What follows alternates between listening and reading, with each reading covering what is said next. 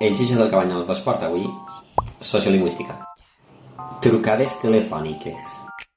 A mi, sempre que em toquen per a vendre'm per telèfon alguna cosa d'alguna companyia, els parle directament en valencià.